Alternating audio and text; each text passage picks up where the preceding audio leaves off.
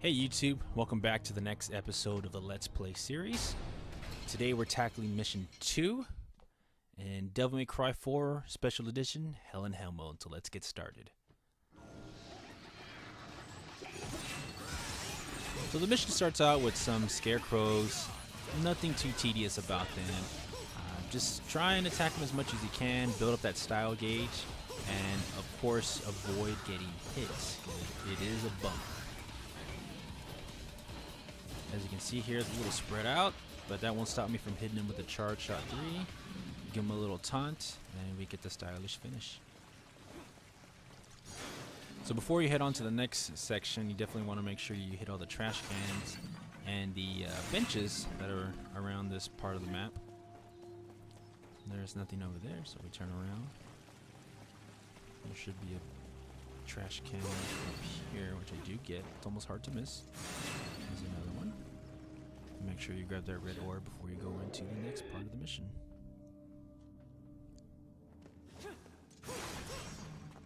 One of the great things that I enjoy about watching this footage is I actually get to see the names of the buildings that I enter. Typically when I'm playing, I don't really notice the things that pop on the bottom of the left-hand side of the screen there. So it's a nice little change pace. On this part, you gotta be careful because, as you saw, those scarecrows were already getting ready to attack me, and had I not had the max act activated, I might have gotten hit. So definitely watch out for them because they will attack you and kind of take away one of your gold orbs. So you definitely want to avoid that. So before we move on to the next part, make sure you knock down those shelves and the barrels, and you're good to go.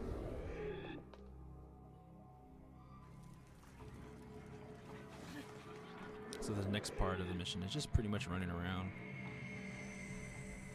Run into the cathedral. Make sure you get that red orb. A lot of people will tend to forget this one, so just make sure you double jump and you grab it.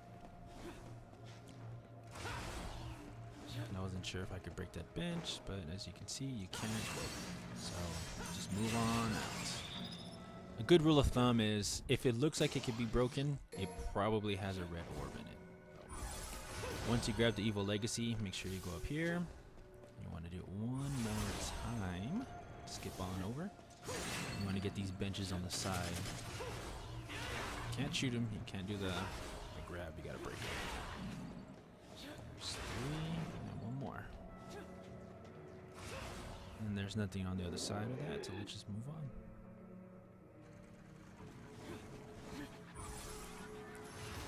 You gotta skip all these enemies at the bottom. They're all laughing at you. Definitely want to make sure you avoid that secret mission. It's a little tough on Hell in Hell mode.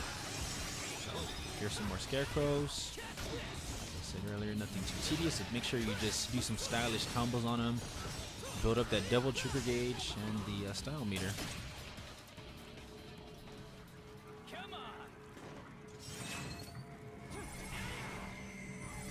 So as you'll see throughout the rest of these missions, very frequently I'll just swing my sword, and it'll just be me in an attempt trying to perfect and increase the max act. So I'll swing once and push L2 at the right time to try and build it up. It makes a huge difference when you have even just one bar. It's enough to stagger most enemies, so which is definitely good because you don't want them all trying to attack you at once. Somehow I blow that streak, but man, they go for it. And he's gone.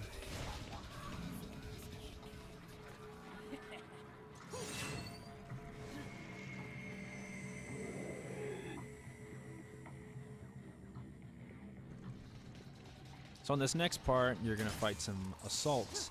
And you definitely want to move around and make sure that you're staying mobile because they do have different moves that can attack you from almost any angle. One of the most common ways I've died from them is their little spike shooter thingies.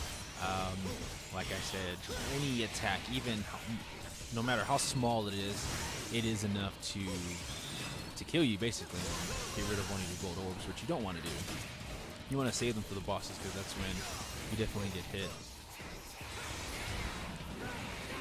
One thing I could have changed on this part of the mission is definitely taking the fight to the next part of this little alleyway where it's a little more open, because here you're a little more confined. Had they had the chance to get an attack off, I might have been in some big trouble, but I managed to avoid it and pretty much finish them all off without even taking a hit at all, which is good. This one's about dead, man. He is gone. So we can move on to the next portion. Make sure you grab those barrels and that little pot and the watermelons. Some tomatoes. Or oranges. I guess I'm assuming it's tomatoes. Look red to me. I skipped the red orb statue for the sake of time completing it. At the end of the mission, you'll see I don't think it made too much of a difference, so you can skip that. You don't want to skip this one or the one that most people forget about, which is right above it. So make sure you hit that dumpster, grab those orbs, and move on out to the next section. Port Kerula? I'm not too sure how you pronounce it. If anyone wants to say it or give me the proper pronunciation, definitely leave it in the comments below. But essentially, you just skip on over and go to this ship house looking thingamajig. We'll see what it is here in a second. The customs house. How could I not know the customs house? So inside the customs house, you'll see some more scarecrows. Kind of just like a tutorial level almost, where you just lets you attack the enemies and just practice your combos and whatnot. This is a good way to just practice on the crowd control that I talked about in the last mission. You definitely don't want to attack or focus too much on one enemy. You want to kind of spread it out and make sure you evenly damage all the enemies. This way, you don't allow them to get close to you and attack you, because they will do that. You'll get too focused on one of them, and before you know it, one of the scarecrows will hit you with this little jumping spiral blade thingy that he does. And it's no fun when they kill you and then they laugh at you afterwards, so you definitely want to make sure you avoid that. So once we're done here, we just scroll on back to where we came from. Notice some more scarecrows outside. You just make quick work of them.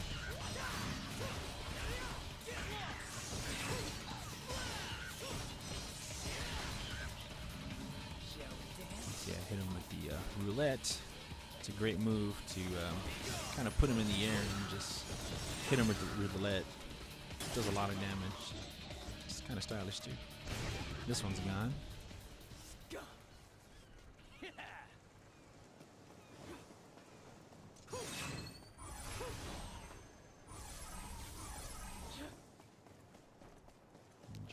This time we're gonna go left. You see some more scarecrows. Surprise. So right here I like to try and get him with a showdown, since I kind of have him in a straight line. It would have been nicer, but I did manage to take out two, so that's pretty good. Get some more scarecrow reinforcements. Just make sure you don't focus too much on one. You kind of spread it out and just evenly distribute the damage amongst them. So notice I'll attack one, then I'll attack another one, move around to the next one. A good rule of thumb is to always kind of focus on the one that's closest to you. This way you can avoid getting hit. So that scarecrow was trying to get me inside, but I avoided it. And if you're worried about it, that red orb in the back, I do grab it, so do not worry. There you go. Now that we've taken care of all the scarecrows, we're ready to move on to the next section of the map. But before you do, make sure to hit the dumpsters.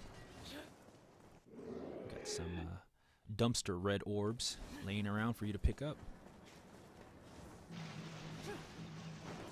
Definitely don't want to miss these. Kind of hard to miss them, actually.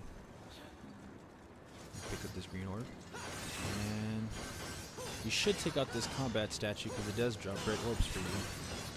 In order to break it, you don't know it by now, but you do need at least a B style to break it. So it's coming up. And there you go.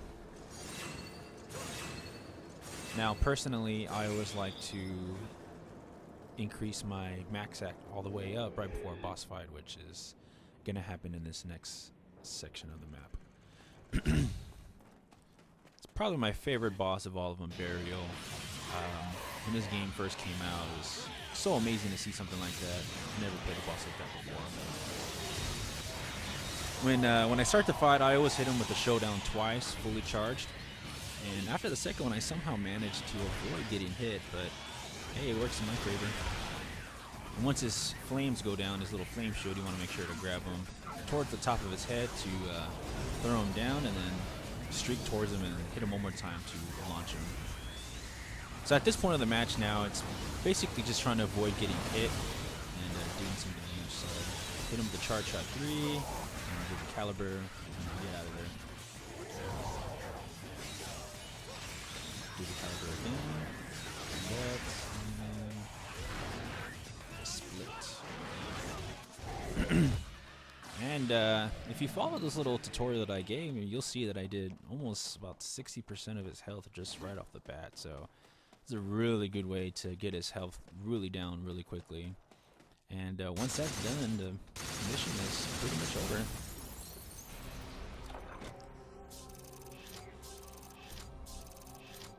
As you can see, I put a lot of focus on the time and the orbs found.